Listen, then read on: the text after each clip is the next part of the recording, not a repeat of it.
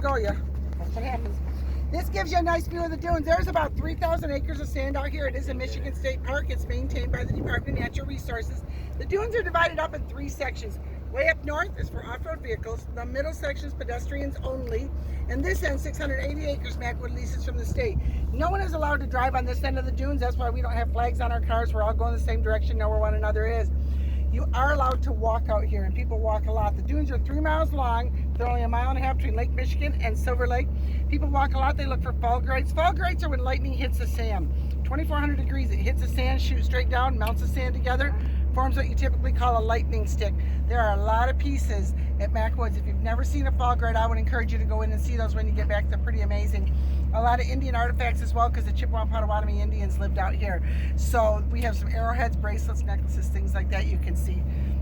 The grass did not grow natively. It was planted by the Boy Scouts in the 1950s. The dunes were eroding, filling in Silver Lake very rapidly, so they wanted to stop that. The Scouts came out, planted 300 acres of the Marram grass. Has an 8 to 12 foot root system. It holds the dunes in place. It brings in moisture, which allows a lot of other vegetation to grow. The more vegetated the dunes are, the more stable they are. Kudos to the Scouts for all their hard work, because had they not planted that, these dunes would very likely be flat and Silver Lake would be gone. So they did a wonderful, wonderful job.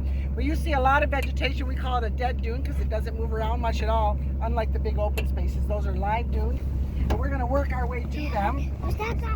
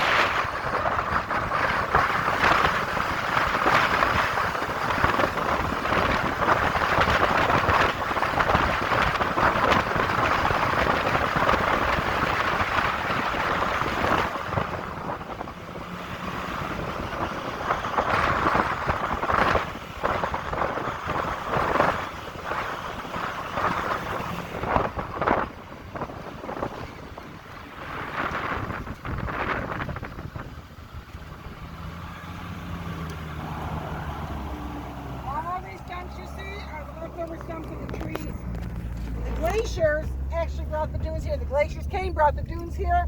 When the glaciers left, all sorts of vegetation grew. This was a complete red and white pine forest. People had no idea that it was a sand dune. They just thought it was a great big forest. And that's when the Indians lived out here, the Chippewa and Potawatomi Indians. And then in 1871, they had the Great Chicago Fire. Charles Mears came out and he started cutting down trees and shipping the wood across Lake Michigan to help rebuild Chicago. Left it to regrow. It was growing nicely, but lightning struck a dead tree, a stump, and caused a fire, and every bit of the vegetation burned out here. And that's when they realized that these were sand dunes and not a forest. Kind of cool. All these stumps were part of that fire. And you can see they're all sharp and jagged from being sandblasted so many years. Unlike driftwood that's real smooth, we call this dune wood. Now, if you get out your imagination, I'm going to show you some fun stuff that's been cut into the wood. Now, I have a 3rd grade imagination, so dig deep, somebody. Look way up on the hill. I'm going to take you to the Great Valley. You see that little valley up there? In the middle is a piece of wood sitting right in the center. It looks like a triceratops dinosaur. Way up on top. Can you guys see it? Yeah. Straight out from me is a brontosaurus. There's Littlefoot. He's right there. Can you guys see him? And then on your right, there's a big stump right there. You don't have to be afraid of these bees because they're male bees. They don't have stingers. The females have the stingers. I know it surprises people. Right out here, this big stump right here, you go to the bottom and you're going to see a little knot in the wood. That knot is the eye of an alligator. It's a June bug. There's a June bug on your hat. There's a June bug on your hat. Okay. Anyway, that's the eye of an alligator. His mouth is open a little bit to the right.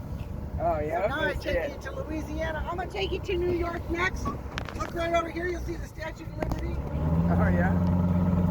But, as Dorothy says, there's no place like home. If you look here on the left in this stump, you're going to see the shape of Michigan. A lot of folks around have these in their yard, but now you can't take them anymore because the state of Michigan says leave them alone. So you can't take anything off the dunes.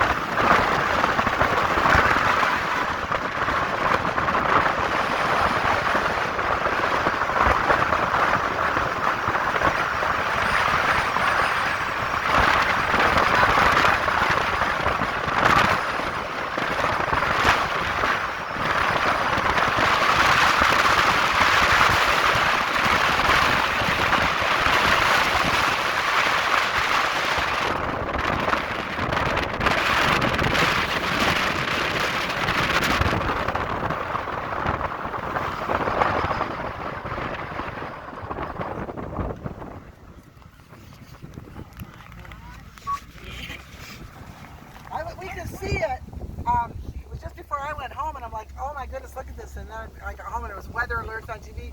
I'm like, holy cow, they're getting nailed. I'm like, no, it's a bummer. This is Lake Michigan, and it's my favorite place. I just love to be at Lake Michigan. Now, who's from Michigan? Most everybody. All right. Well, this is how we talk, right? If you look at the western side of Michigan, there's two little points right here. We're sitting on the bottom point. We're 7 miles out in the water. It's called Little Point Savo. Big Point Savo's up by Ludington. They're 9 miles out. And because of those points, they built lighthouses. Service testing, 1, 2, 3. You can't see it from here, but Little Point Savo Lighthouse is right here in Silver Lake. It's one of the tallest, oldest working lighthouses on the Great Lakes. It was built in 1874 during the logging era so that the boats wouldn't hit these points when they were taking all that wood over to Chicago. And it's a mile from Termite Bridge. If you've never seen the lighthouse, it's a beautiful thing to go see. For a few bucks, you can climb the lighthouse. Now, all the monies made there are just to maintain the lighthouse. No one's making a profit. All the workers are volunteer. But it's a really neat thing to do. It's right on Lake Michigan. Since we can't go to the beach, you can go down there, put your feet in the water. The water is about 67 degrees, so it's warming up. That's actually getting pretty warm. Somebody said, well, we were in this water, it was 80 degrees, it was freezing. I said, oh, no, 70 is good here. Straight across Sheboygan, Wisconsin is only about 65 miles. You can swim it because it's a swim day, and I'm going to talk about that. First, I want to know, has anybody ever been to Pentwater? Pentwater is a beautiful little town just north here. I'm absolutely blessed. I was able to grow up there, lived there my whole life, and raise my family there. But we had to learn really young the difference between a swim day and a non-swim day. If you go to a state park, quite often they'll be flying a flag if it's a non-swim day, and that means that it's unsafe swimming conditions. It means that there are rip currents in the water. We have very, very powerful rip currents. The average depth of that lake is over 250 feet deep, so it's a very powerful lake. A lot of people will swim regardless, and that's how tragedy happens, quite regularly actually. But when it's a swim day in Lake Michigan, you should swim as much as you can. It's crystal clear water. There's no sharks, no alligators, no jellyfish. Swim whenever you can. But when you get down there and you see those great big huge waves, and even if you're someplace that's not flying a flag, you look out there and you see great big waves. I know they're tempting, but you need to know God put those great big waves in the water so you know when there's a rip current in Lake Michigan. Rip currents pull you out and you have a hard time getting back. It's a very strong current. They're not always there, but when the waves are great big, they're there. Knee deep is all you want to go and be safe in the lake, okay? Remember that forever. That won't change even when you get bigger.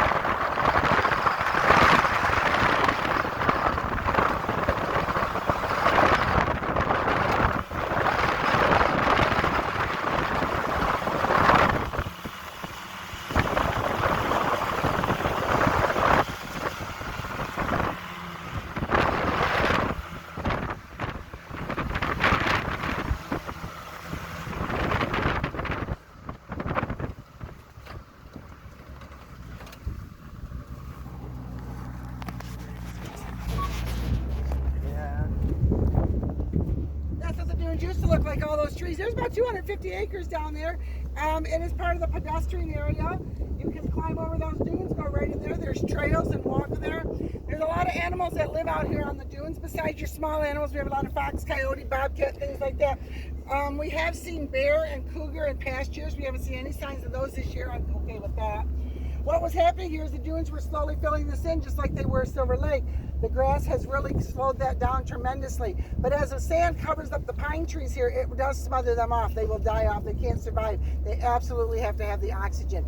These cottonwood poplars, they'll grow anywhere. As the sand covers those, the branches just become part of the root system. If that was growing in my yard, I'd pluck it out the first seedling I saw. But out here, they're very valuable. So see, we all have value. That's what way over there, you'll see a bunch of cars. That is the off-road vehicle section. Now, there's getting to be more and more cars up on Test Hill. This is not Test Hill. The one behind it is Test Hill. Test stands for testosterone. If you are of the male gender, it's very important to make it to the top of Test Hill. Typically, the boys don't make it because they have a need for speed. The first thing they want to do is give that car as much gas as they can, and their wheels start spinning and the truck starts bouncing, and they give it even more gas thinking that's going to help, and they spin a little faster and they bounce a little deeper, and eventually they're stuck. Now, the girls are just standing up there shaking their heads because they know if you start way out here, pick up the pace, get going at a good speed, get to the top of the hill, let out the gas, you're going to coast right over the hill.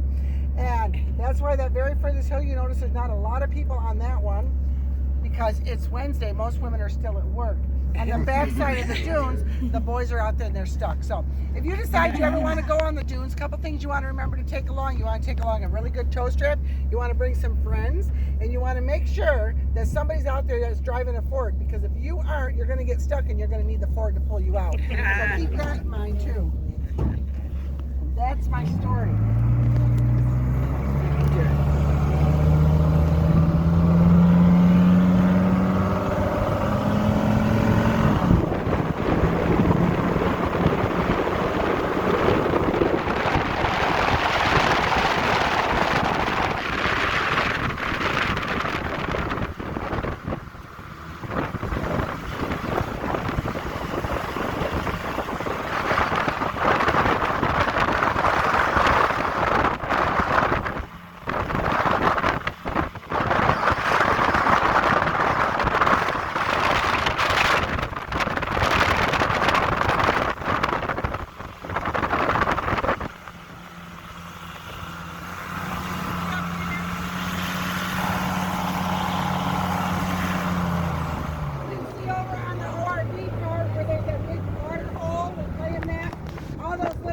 You see, or to tell them not to go any further. If they were to get caught driving in this area, it's a huge fine, like in the thousands, because it makes this unsafe.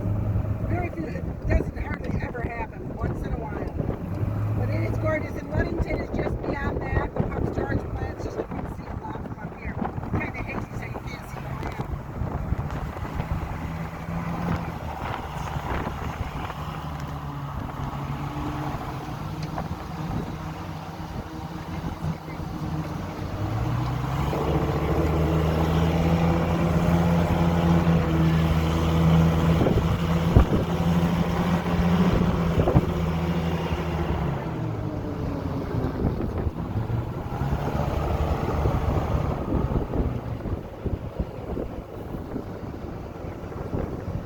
Red flag, that just means no diving in the dunes.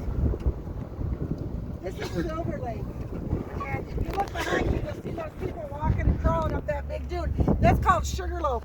It is one of the tallest dunes in all of Silver Lake over here. You can actually access it north of town. You just leave backwoods, follow, and you'll get past in town in the roundabout, and then follow the lake all the way around, and you can park over there and climb the dunes. It's a great place to wear out your children, get some good old-fashioned exercise. Now, if you're over 30, you are allowed to crawl, and people don't laugh at you. If you're under 30, you're taking a chance.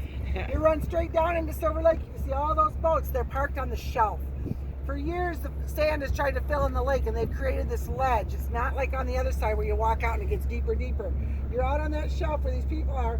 Once you get past it, it drops off immediately to about 25 feet. If you have small children, you're not a strong swimmer, be aware of that. The dunes have filled the lake in right there. It has slowed down again because of all the vegetation. But just be aware. You'll see like with that one guy's out a little further, it's probably going to be over his head real quick if it isn't already. where he just went under, so maybe so. But it is a lot of fun. Silver Lake is about 10-15 degrees warmer than Lake Michigan. It never has a rip current. It is a spring-fed lake, and so it's always a swim day when you go to Silver Lake. Keep that in mind. I'm going to take you over here by this car, let you guys get out. If you want me to take any photos while we're there, please, once you get your group together, ask me to do that, okay? Because once you get off, I don't know who's with who. I barely know who's with who now, so yeah, it's going to be busy.